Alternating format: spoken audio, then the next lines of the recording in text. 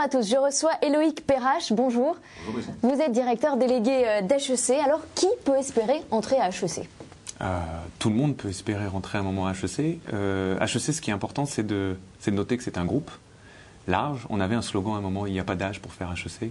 Vous avez des gens qui rentrent à HEC jeunes, à 20 ans, après une classe préparatoire, on en parlera sans doute. Il y a des étudiants qui rentrent un peu plus tard, à 24, il y a des gens qui rentrent à 30 ans, il y a des gens qui rentrent et qui font un executive MBA à 40. Ça veut dire qu'il y a de la formation initiale, Il y a de la formation initiale, il y a de la formation post-expérience, après quelques années d'expérience, et puis il y a de la formation continue. Et donc, voilà. Alors vous êtes directeur de la grande école? Alors moi, je suis directeur de l'école, donc le programme grande école, issu de classes préparatoires, et tous les masters spécialisés que les gens peuvent faire souvent après déjà un bac plus 5 dans un domaine un petit peu connexe. Donc voilà, c'est sûr qu'on a une sélection dans l'intégralité de ces programmes, on a une sélection académique. On va regarder votre profil, il y a un concours sur des bases assez académiques, et donc il faut être un bon étudiant. Mais il faut obligatoirement faire une classe prépa pour espérer entrer? Alors on croit énormément au modèle de la classe préparatoire à HEC. C'est le cas de l'ESSEC, c'est le cas de l'ESCP, c'est le cas de l'EM Lyon, c'est le cas de l'EDEC aussi. Donc les écoles, ce qu'on appelle souvent un peu de haut de tableau, recrutent essentiellement sur classe préparatoire. On pense que la classe préparatoire, elle est passionnante. Sérieusement, c'est lourd, c'est intensif, mais elle laisse un souvenir assez impérissable aux étudiants qui sont passés par là. Et puis, voilà, nous on pense que c'est une très bonne formation. Donc l'essentiel de notre recrutement pour le programme Grande École se fait sur classe préparatoire. On a chaque année, nous, 380 étudiants qui sont recrutés sur classe préparatoire. L'ESSEC, 360, je crois. Le SCP, 380. Pour combien de personnes présentées? Alors, à HEC, on a un peu plus de 4500 étudiants qui se présentent sur classe préparatoire. Il y a à peu près 10 000 étudiants en classe préparatoire qui se présentent. Donc là aussi, on a de l'autocensure, des étudiants qui ont tendance à se dire, je ne vais pas forcément passer HEC ou je ne vais pas forcément passer l'ESSEC ou l'ESCP parce que je pense que je n'ai pas le niveau. Il y a beaucoup d'autocensure en amont, des étudiants brillants qui ont mention bien, très bien au bac. Mais quand même 4500. Mais il y en a quand même 4500 qui passent le concours. Et à l'arrivée, 380 qui rentrent à HEC, 360 qui rentreront à l'ESSEC, 380 à l'ESCP, etc., etc. Donc en général, ce qui est très intéressant de noter, c'est qu'il y a à peu près autant de personnes en classe préparatoire que de nombre de places dans les écoles. Et donc l'idée que des gens vont être laissés sur le carreau, elle est fausse. D'accord, tout le monde arrive à peu près à se répartir. Voilà, le classement va jouer. Alors il y a Vincent qui nous pose une question en direct et qui nous dit: conseillez-vous des prépas en particulier pour intégrer au mieux votre établissement? Alors il y a je lisais cet après-midi, il y a des classements qui existent, des classes préparatoires. Challenge a sorti un exemplaire il n'y a pas longtemps, l'étudiant a fait la même chose. Enfin bon, bref, c'est des choses que vous retrouvez dans la presse régulièrement. Il y a toujours le nombre d'étudiants présentés par cette classe préparatoire, le nombre d'étudiants qui ont intégré. Bon, c'est une donnée que vous avez. Il y a des très bonnes classes préparatoires en province. Il y en a des très bonnes à Lyon, il y en a des très bonnes à Bordeaux, à Toulouse, etc. Il y en a forcément des très bonnes à Paris. Moi, je ne prendrais pas le risque de vous en conseiller une plutôt que l'autre. Enfin voilà, ces données sont publiques. À vous de vous faire votre propre opinion. Alors Schweppes nous dit quel est le taux d'admission parallèle Schweppes. Oui, Schweppes. Alors Schweppes, c'est une bonne question. Donc pour rentrer dans le programme Grande École, pour rentrer dans le programme Grande École, vous avez donc 380 places pour les gens issus de classe préparatoire. Et puis si vous êtes titulaire d'une licence en France ou une équivalente de licence, donc un bachelor au moins à l'international, vous avez une voie d'admission parallèle à HEC. Quand vous êtes titulaire d'une licence au moins en France, vous avez un concours d'admission parallèle avec des écrits, des oraux, de la même manière que pour les étudiants de classe préparatoire. Et nous, on a à peu près une quarantaine de places pour des étudiants titulaires d'une licence. Donc là, c'est très sélectif. Et donc là, c'est de temps en temps perçu comme étant plus simple, mais preuve plus simple dans l'imaginaire collectif, dans l'inconscient collectif, que la prépa serait plus difficile. L'idée, c'est que vous avez un grand nombre d'étudiants et vous avez 40 places. Et là aussi, les concours sont colorés. Je pense que c'est très important qu'on revienne 2 petites secondes sur la classe prépa et ce concours-là.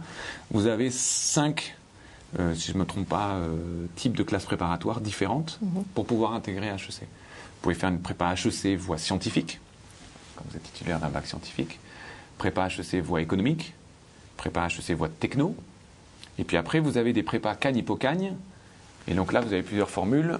Alors, AL et LSH pour les prépas littéraires.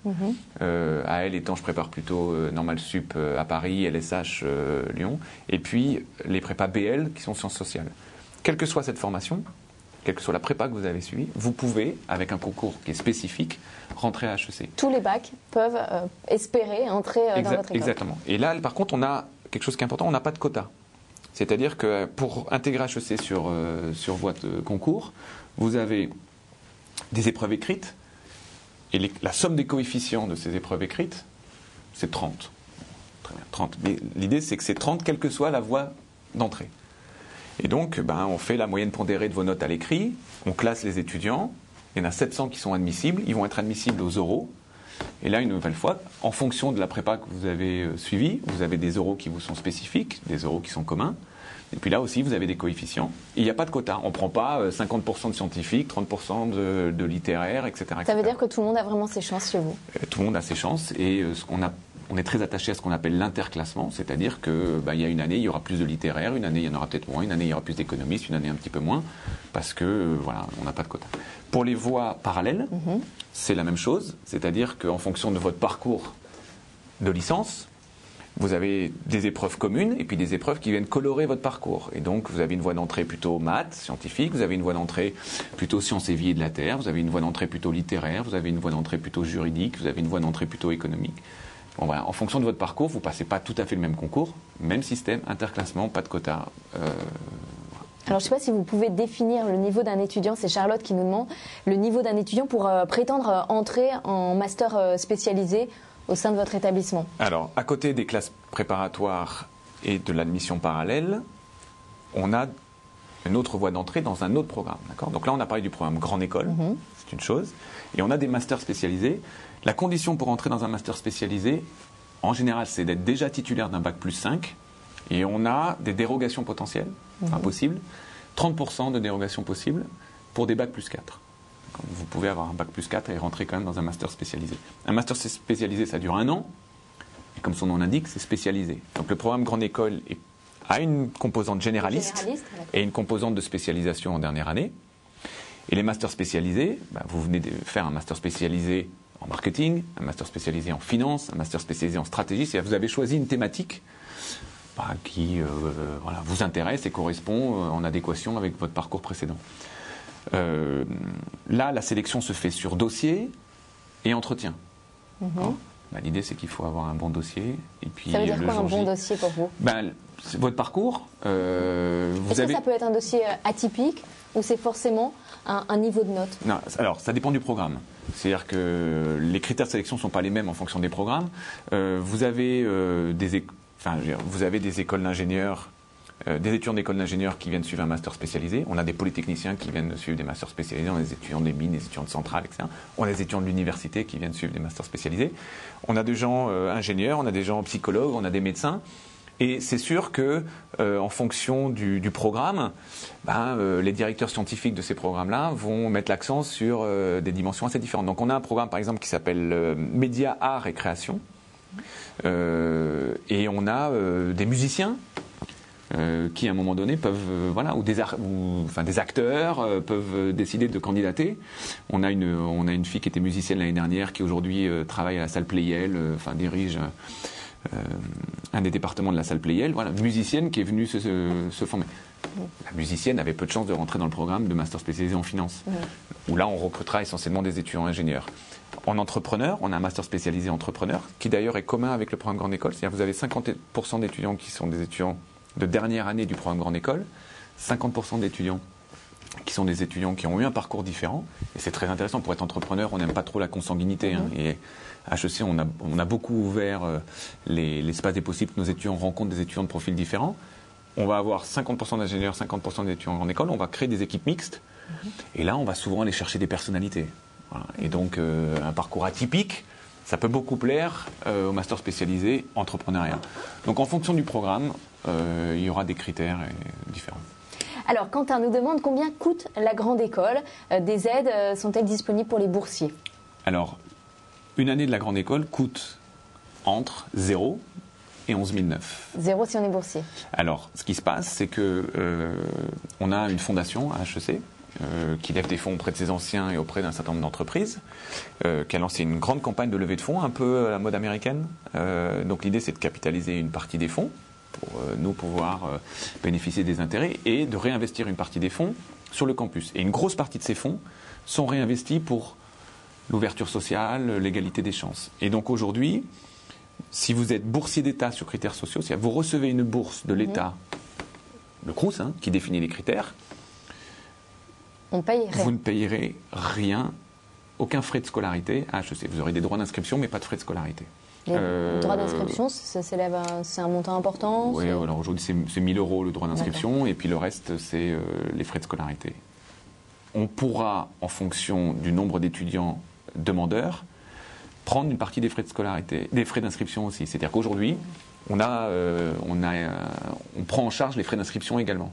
L'idée, c'est que ça dépend un petit peu. Si demain on a 50% de boursiers, les choses vont devenir un peu compliquées. Et donc, on a un système, boursier d'État sur critères sociaux, vous recevez une bourse de l'État sur critères sociaux, on prend en charge votre scolarité, les frais de scolarité.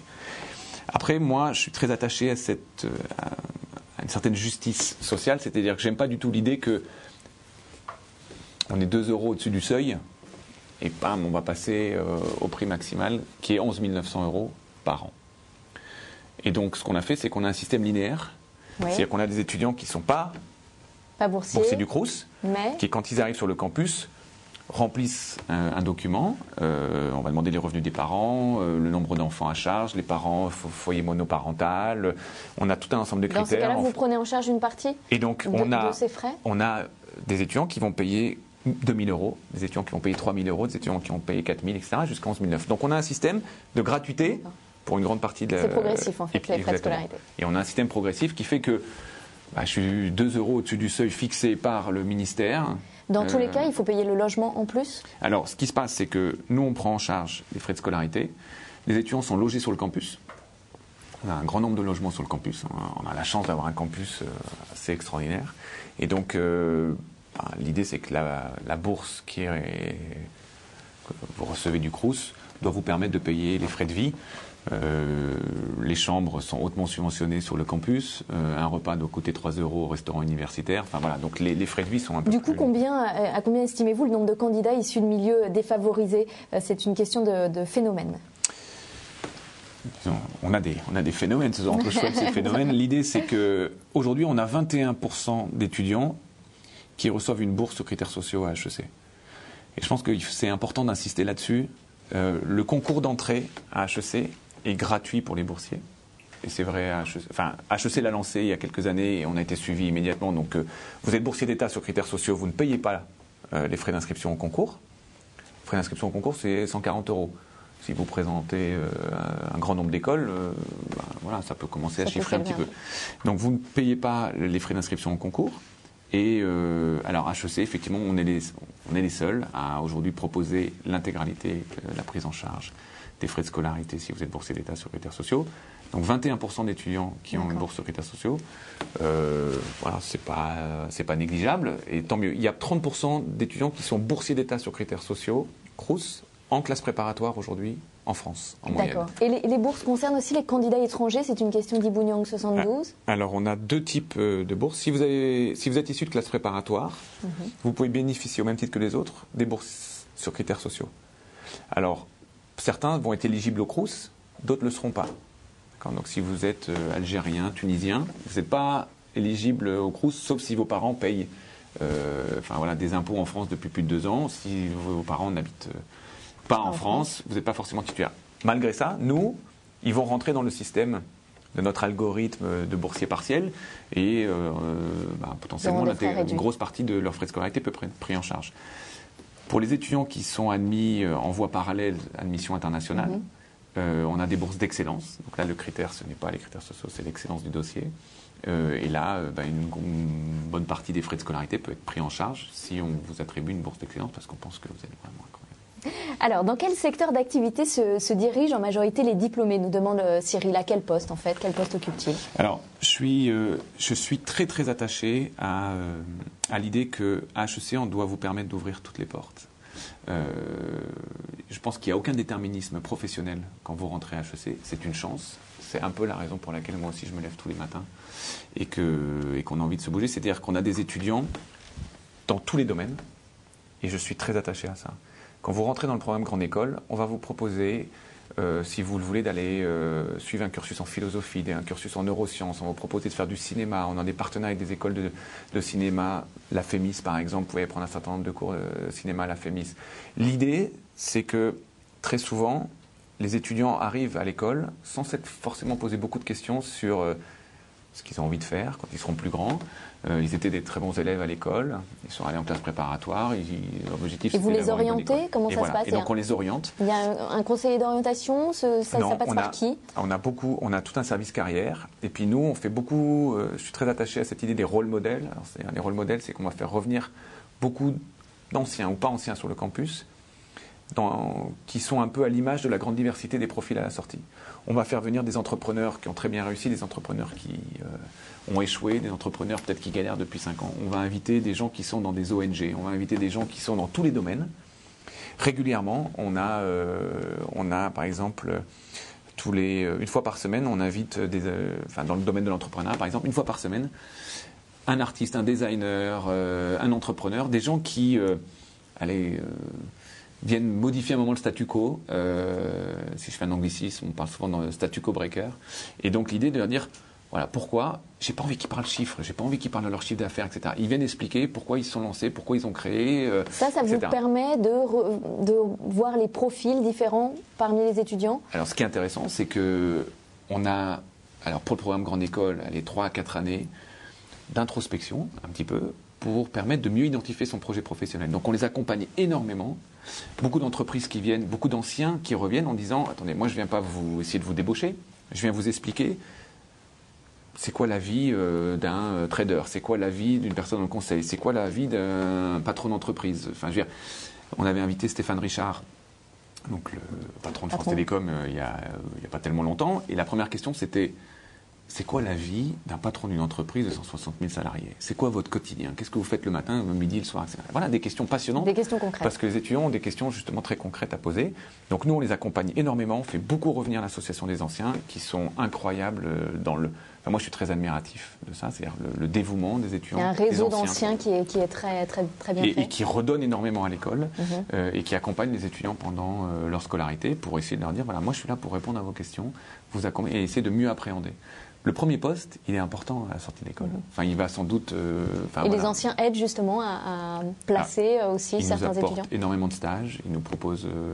on a plus de 10 000 offres de stages par an, alors qu'il y a un nombre d'étudiants en stage assez limité, entre 500 et 1000 à peine.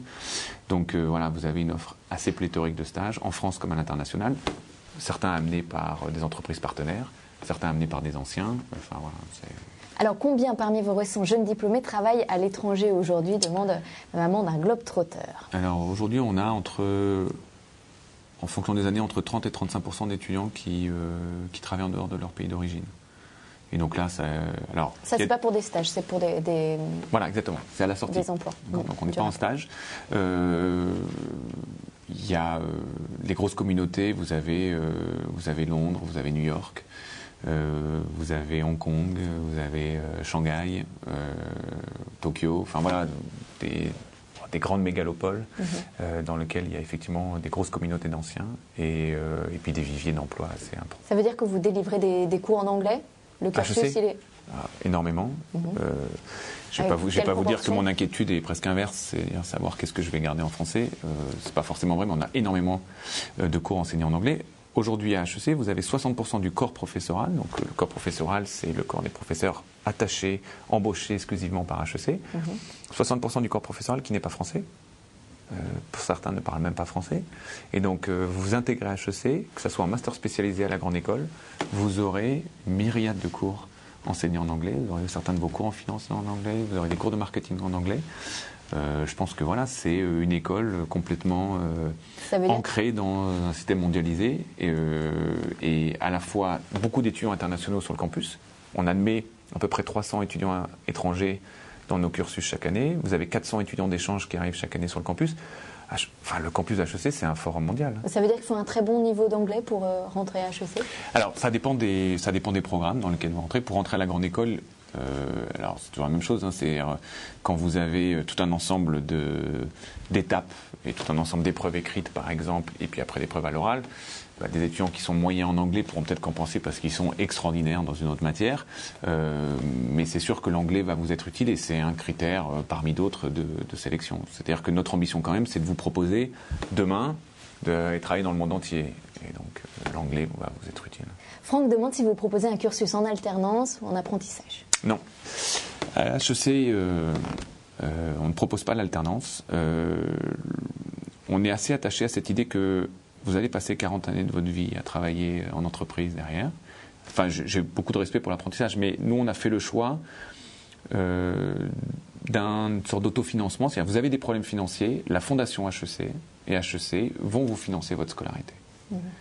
Et vous allez pouvoir vous consacrer à vos études. Vous avez une année de césure, sur laquelle il faudra qu'on parle, qui va vous permettre de tester des univers différents. Alors, ce qui est un petit peu moins le cas quand vous êtes en apprentissage, mais une fois de plus, il y a des perspectives très intéressantes dans le domaine de l'apprentissage. Voilà, nous, on a dit, on va lever des fonds auprès de nos anciens, on va vous financer votre scolarité et on va vous laisser libre de votre cursus par la suite. Voilà, c'est un choix parmi d'autres. En tout cas, quoi qu'il arrive, vous avez un problème financier, on s'en occupe. Alors, parlez-nous de cette année de césure. À quel moment de la scolarité elle a lieu? Alors, à HEC, 2 années de classe préparatoire, vous rentrez. Les 2 premières années sont assez généralistes à HEC. Et puis l'idée, c'est d'ouvrir un peu vers d'autres champs disciplinaires, vous envoyer à l'international.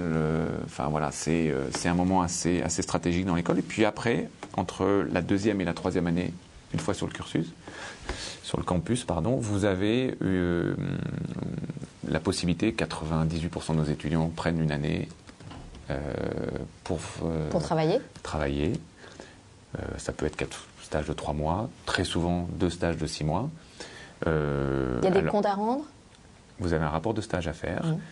Souvent, ce qui est très intéressant, c'est que vous allez, une fois de plus, tester des univers différents. Vous avez des étudiants qui vont partir à New York dans la banque d'investissement et le stage d'après, ils seront au Japon à l'ambassade de France. Il y en a qui seront 6 mois à Johannesburg, 6 mois à Hong Kong. D'autres vont rester 1 an à Paris. Certains vont aller travailler dans une ONG et après dans un cabinet de conseil. L'idée, c'est, la sortie approche et les étudiants très souvent ont envie d'essayer de mieux appréhender l'espace des possibles. Et donc, c'est une année assez stratégique. Ils y consacrent du temps, on les aide énormément.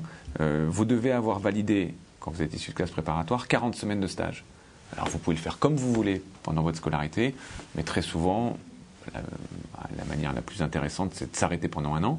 Et ce qui est aussi très intéressant, c'est que vous êtes perçu comme étant non pas sans expérience professionnelle une fois que vous êtes sorti, parce que vous avez quand même 1 année d'expérience professionnelle, et on a une grosse partie de nos étudiants qui sont embauchés à la fin de cette année de césure, c'est-à-dire 1 an avant la fin de leur cursus à HEC. Alors, donc les entreprises attendent 1 an et puis les récupèrent à la sortie. D'accord, ça court pour l'année d'après. Exactement. Quelle est la spécificité de votre junior entreprise? Est-ce qu'on peut tous y participer? Quel type de projet proposez-vous? C'est Vimavi qui demande ça. Alors, la junior entreprise, on a 2 types de junior d'entreprise. Alors, il y en a une qui n'a pas le statut de junior entreprise, mais sur le fond, c'est assez similaire. On a une junior entreprise à HEC, purement HEC. Il faut être élu. Alors, il y a une campagne. On a un terme qui est assez populaire sur les campus, mais quel que soit le campus, c'est une liste. Alors, vous pouvez être liste BDE, c'est-à-dire vous avez une liste pour être élu au BDE. Liste JE, donc liste junior entreprise. Et vous avez plusieurs listes en concurrence, souvent 3. Le campus vote dans son intégralité, il y a des moments de campagne, et ceux qui sont élus vont gérer la junior entreprise. Ils sont en général 17 à 18 administrateurs de la junior entreprise pendant 1 an. Pendant cette année-là, ils vont aller signer des contrats avec des entreprises dans tous les secteurs. Le chiffre d'affaires de la junior entreprise à HEC, c'est à peu près 800 000 €. Ces études vont être réalisées par des étudiants du campus. Donc que vous ayez été élu sur votre liste ou pas élu, vous pouvez à n'importe quel moment réaliser une mission dans le cadre de la junior entreprise. Donc une mission stratégique, une mission marketing, une analyse de business plan, etc., etc. Donc souvent on nous pose la question, est-ce qu'on peut gagner un peu d'argent sur le campus? Oui, s'investir sur une mission, c'est un moyen de gagner un peu d'argent. Après, on a une forte proximité. À HEC, on est localisé sur le plateau de Saclay. On a une forte proximité avec Polytechnique, qui est juste à côté. On est membre... Il y a des accords entre junior entreprises? Alors, on a une junior entreprise, enfin, l'équivalent d'une junior entreprise commune, qui s'appelle Duo Conseil. Il y a 12 polytechniciens, 12 HEC. Et souvent, qui vont voir des entreprises assez différentes, parce qu'il y aura la dimension technique, souvent gérée par les polytechniciens, la dimension business, qui sera plus gérée par les HEC. Et voilà, une complémentarité assez intéressante. On a beaucoup de liens, et je pense que ça sera intéressant d'en parler, avec un certain nombre d'écoles d'ingénieurs. On fait partie d'un groupe qui regroupe des écoles d'ingénieurs et nous, HEC. La démarche était institutionnelle au début, nous, et puis on a commencé à créer des cours communs, on a commencé à créer des doubles diplômes, et aujourd'hui des étudiants ont pris le pas aussi, ils ont commencé à créer des associations communes. C'en est un exemple. Et là aussi, Duo Conseil est très actif auprès d'un certain nombre d'entreprises. Alors on parlait d'argent. Quel est le salaire moyen à l'embauche, demande Max? Alors le salaire moyen, il est un petit peu plus élevé à l'international qu'en France. Il avoisine les 50 000 euros en France à la sortie. Je crois que ça doit être 49 ou quelque chose comme ça. Et il est plutôt proche des 60 à l'international. C'est des étudiants qui vont travailler en dehors de France. Donc voilà l'ordre de grandeur des salaires à la sortie pour les étudiants. D'accord. Du programme Grande École. Alors comment vous faites pour conserver votre statut de leader? Certains trouvaient que vous aviez une image un peu vieillissante. Alors, c'est dans ce genre de domaine, dans les écoles, c'est très bien d'avoir une histoire et d'être un petit peu vieux. On est... HEC, une vieille dame, puisqu'on a 130 ans cette année. Les SEC 100, le SCP, même un petit peu plus vieux que nous. Et donc, l'histoire joue un rôle fort dans l'univers des écoles. Vous avez besoin d'avoir un réseau des anciens qui a fait ses preuves, etc. Alors, désolé pour la personne qui vous a écrite, c'est-à-dire que c'était de temps en temps des choses... Gilles. Alors, Gilles, merci pour votre question. C'est vrai que c'était on le lisait de temps en temps, il y a 5-6 ans. On ne le lit plus du tout. Je pense que HEC aujourd'hui fait preuve d'un dynamisme important et que les étudiants le remarquent. Moi, je pense que notre rôle à nous, ce n'est pas de réagir. Ça peut être la position du leader, en général, de dire on va laisser les autres un petit peu innover, puis nous, on va réagir. Je trouve le domaine de l'enseignement supérieur bouge énormément en France. Et c'est extraordinaire. Je pense qu'il y a beaucoup d'émulation qui naît de cette concurrence entre les écoles. On s'entend très bien, on se voit régulièrement, on parle des sujets qui nous rapprochent. Mais je pense que nous, on a justement un rôle d'être extrêmement innovant. Et donc, on innove en permanence. En tout cas, moi, c'est ce pourquoi je suis là. Quand on a mon âge à ce poste-là, l'objectif, c'est que les choses bougent, parce que sinon, il faut aller faire autre chose. Nini qui demande qu'est-ce qui fait la renommée, finalement, de votre établissement? Il y a un univers important associé aux écoles. Et donc, forcément, quand vous avez des anciens qui ont des postes prestigieux, ils participent de la réputation. Que ce soit... aujourd'hui, c'est très intéressant. Que le patron d'EDF ou le patron de France Télécom soient des HEC, c'était inimaginable il y a un certain nombre d'années. Le patron de L'Oréal est un HEC, le patron d'AXA est un HEC. Mais vous avez François Hollande qui est un HEC, vous avez le patron de Canal, le patron de France Télévisions, vous avez des entrepreneurs, Pierre Kosciusko-Morizet, etc., etc. Donc vous avez Pierre Rosan-Vallon, des chercheurs. Donc vous avez aujourd'hui dans tous les domaines des gens qui sont extrêmement visibles, et les anciens participent énormément de la réputation. Vous avez... la qualité des étudiants. Si les entreprises aujourd'hui viennent pour embaucher fortement nos étudiants, c'est une reconnaissance à un moment de la qualité des étudiants. Alors la qualité de leur parcours avant de rentrer, que ce soit jusqu'au terminal, en classe préparatoire, la qualité du parcours de ce qu'on leur propose à HEC. On a 100% de réussite au concours du barreau.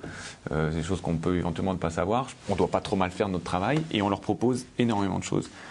Et ça, la qualité du parcours qui est proposé aujourd'hui aux étudiants, une fois de plus, dans la même optique, ouvrir un maximum de portes, c'est aussi un signe. Et puis après, vous avez une troisième dimension très importante, c'est la qualité du corps professoral. C'est-à-dire qu'aujourd'hui, il y a une concurrence mondiale pour attirer les meilleurs professeurs qui sont enseignants et chercheurs. On parle de recherche en permanence dans les journaux. La recherche, c'est très important. On a aujourd'hui, nous, à HEC, pour les étudiants de la grande école, un double diplôme avec le MIT. Les étudiants ont passé leur dernière année au MIT. On n'aurait jamais signé un double diplôme avec le MIT si le MIT ne pensait pas qu'à HEC, il y avait une recherche de grande qualité. Et donc, on doit recruter des gens, effectivement, qui sont créateurs de nouveaux savoirs. C'est très important pour nous. on enseigne à des étudiants qui vont être à des postes de direction dans 10 ans, 15 ans. Il faut qu'on leur enseigne cette capacité à réinventer un certain nombre d'outils. La recherche le permet, parmi d'autres, et donc on est très attaché à ça. Donc voilà, les anciens, nos étudiants, le corps professoral, voilà 3 dimensions qui participent beaucoup de la renommée. Une dernière question rapidement de Loulou qui nous dit, pouvez-vous nous parler du rythme d'HEC? Quelle est la proportion entre période de stage et un cursus en master, par exemple?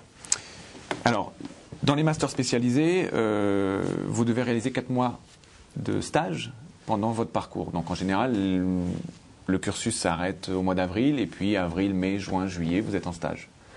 Et donc on vous accompagne beaucoup de propositions de stage. Quand vous êtes à la grande école, 3 années académiques, plus une année de césure, vous devez valider 40 semaines de stage. Vous pouvez décider d'y passer tous vos étés et d'éviter la période de césure, ça c'est votre droit. Peut-être un peu de fatigue à la fin. Et donc voilà là maintenant ça se passe, c'est des choses qui sont assez rythmées. Entre la 2e et 3e année pour vos stages, à la fin de votre cursus de master spécialisé pendant 4 mois, pour votre stage à la fin du master spécialisé. Si on veut entrer à HEC l'année prochaine, il est encore temps ou... Alors pour les prépas, c'est trop, enfin pour les classes préparatoires, c'est trop tard. L'inscription était avant le mois de janvier. Pour les masters spécialisés, on a à peu près on a 2 grandes sessions. La prochaine est au mois d'avril. Il faut s'inscrire clairement avant. Donc il est encore temps de s'inscrire pour les masters spécialisés. Et Loïc Perrage, directeur délégué d'HEC, merci. Merci à vous.